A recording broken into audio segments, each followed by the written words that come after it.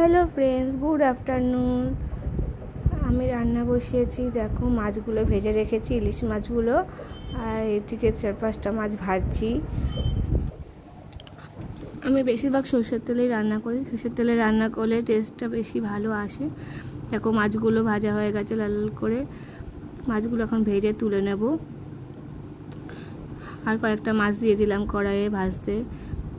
তারপর তেল দিয়ে দিলাম, সরষের তেল একটু গরম করা হয়ে গেলে একটু হলুদ দেবো, একটু কাঁচা লঙ্কা 4-5টা, আর একটু লঙ্কার গুঁড়ো আর একটু নুন দিয়ে ভালো করে মশলাটা কষিয়ে নেব। আর ফোড়নে দিয়েছিলাম কালো জিরে। ভালো করে মশলাটা কষাবো।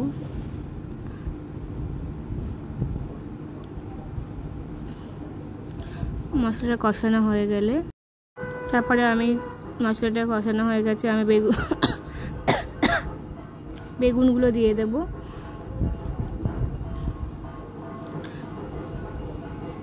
বেগুনগুলো কেটে রেখেছিলাম, তারপর ভেজে দিয়েছিলাম, একটু ভেজে নিয়েছিলাম বেগুনগুলো দিয়ে ভালো করে মশলাটা কষিয়ে নেব।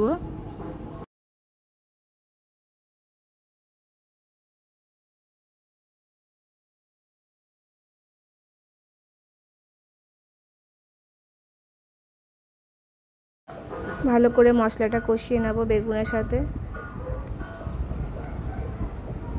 দেখতেই পাচ্ছ আমি ভালো করে কষিয়ে নিচ্ছি। ভালো করে আর একটু কষিয়ে নেব।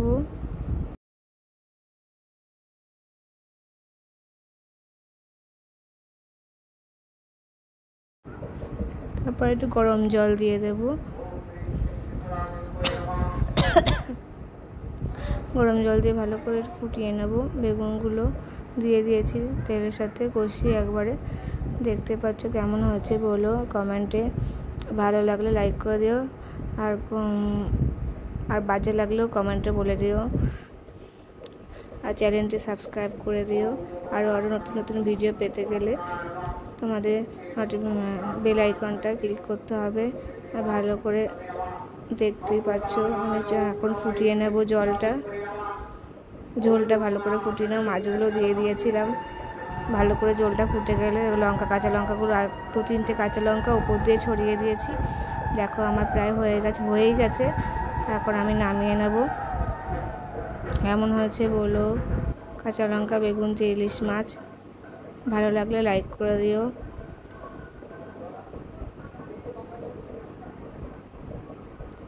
আমার প্রায় হয়ে গেছে, রেডি।